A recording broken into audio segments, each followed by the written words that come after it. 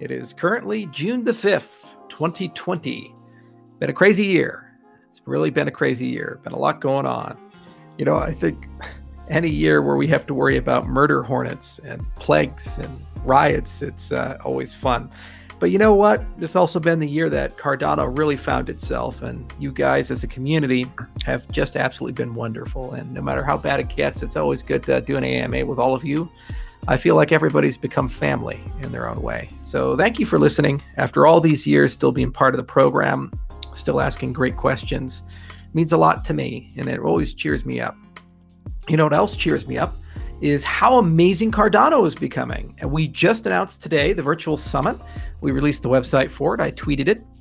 It is going to be July 2nd to 3rd. And of course, we announced two of our special guests, Vince Cerf and Stephen Wolfram. And those are just kind of the teaser guests. We have many more coming, some of equivalent stature, and there's going to be some really cool things there. Sneak peek, we're bringing the old Haskell committee back together. We got Simon Peyton-Jones, Phil Wadler. We got a bunch of different people who were there in 1985 to basically talk about if they could build Haskell today, what would they do differently? What did they learn?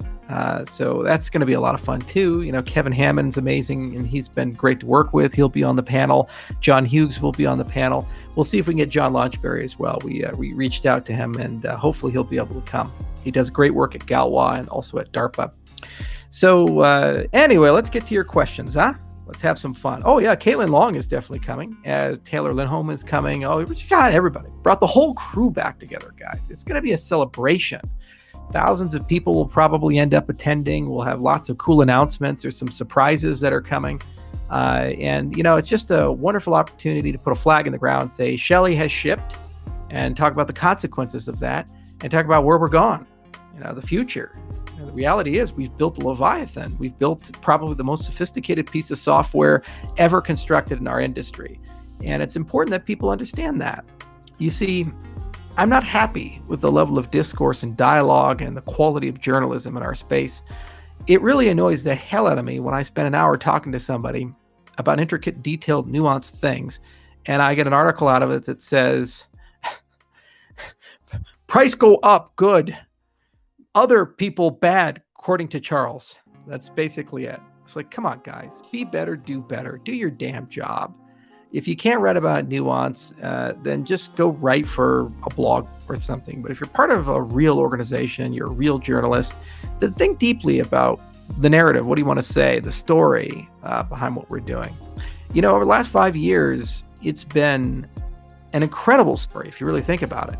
Some people got together and they said, let's go do something crazy. Let's choose the most difficult programming language to write stuff in. Let's use formal methods when no one else does that. Let's do peer review and write dozens and dozens and dozens of papers.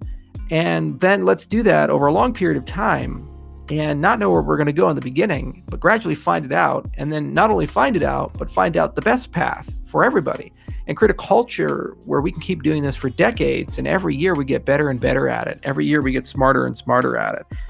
That's what we did starting in 2015. It was a batshit crazy. It shouldn't have worked, but it did.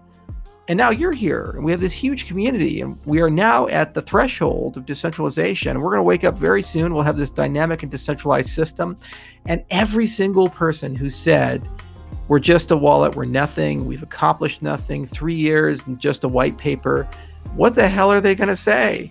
Where the hell are they going to be? They're going to be nowhere to be found. And that's really the amazing part of what we've accomplished. We came together as a community. We came together as one group. We kept the faith. We kept pushing. And now we're in a position where we really get to enjoy the fruits of our labors. And we get to actually go and solve real life problems, whether they be identity problems or supply chain problems. And you'll actually see at the virtual summit how we're approaching that, how we think, the partners we've brought. And that's just the beginning. You'll notice this Cardano Summit Shelley edition. That kind of implies that we ought to have a Gauguin edition. Kind of implies that we ought to have a Voltaire edition, huh? So lots of stuff is coming, and the strategy will gradually work its way out. And I think everyone's going to be very happy about it. The other thing is we've gained so much beautiful talent along the way, so many incredible people along the way. Everybody's aware of us at this point, knows about us, talks about us. They might not agree with us, but at least we're on their radar. And little by little, certain things are just going to start happening. I often say, Rogan after Goguen, that'll happen. Voltaire, when that's turned on, think about the millions of dollars in that treasury that are going to flow into the community and allow you guys to build things and reach your dreams. That's going to be fun. It's really going to be fun because I'll wake up every day, more and more projects, more and more people, more and more diversity in the ecosystem, geographic and otherwise. And there'll always be news in many languages, many faces, all with a common goal of being better, making the world a better place, making the world more awesome, getting us out of these things. I don't know about you, but I'm really tired. I'm really tired of the news. I'm really tired of the constant negativity, the toxicity. I mean, honestly, just enough. Okay, shit's bad. Okay, people are angry. Okay, there's a plague right now. Yeah, I get it. Not everything's perfect, but you know what? Not everything's bad. In any given moment, any given day, there are profound acts of self-sacrifice and charity. And any given day, there's a lot of amazing things that are happening and amazing people doing interesting things. Why, for once, couldn't we just simply talk about that? Focus on that, about the stories that lift us up and tell us that there's something worth fighting for, something beautiful. I tweeted a picture this morning when I was outside drinking a cup of coffee in my yukata.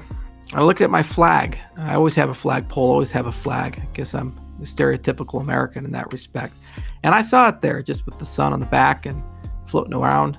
And what was great was that I realized that as bad as things get here in the United States of America, we have an incredible story as a country, and we've accomplished incredible things. I watched the SpaceX launch, and I said, wow, just think of that. Some crazy dude born in South Africa, educated in Canada, in Pennsylvania, woke up one day, said, I'm going to go build my own space program. And only in America could that even be conceivable. And 18 years after he had that dream, it happened. And they took 2 people to space, and we all kind of just look at it and say, yeah, of course. That's just not how things work, but that's how things work here. And that means that no matter how bad the problems get, we can always fix it if we have the right solutions and we have the right ideas and we get the right people. All these problems we see are only solvable if we admit we can solve them and we work together to solve them and we have faith and trust in each other. The tech I build only works if people are fundamentally good. The tech I build only works if people actually take accountability and control over their own lives. They set the hopelessness aside and they say, hey, I'm here and I deserve to be in control of my identity, my money, my property. It's the fundamental credo of this entire industry. Okay, so that's the monologue. Now let's get to your questions. How about that?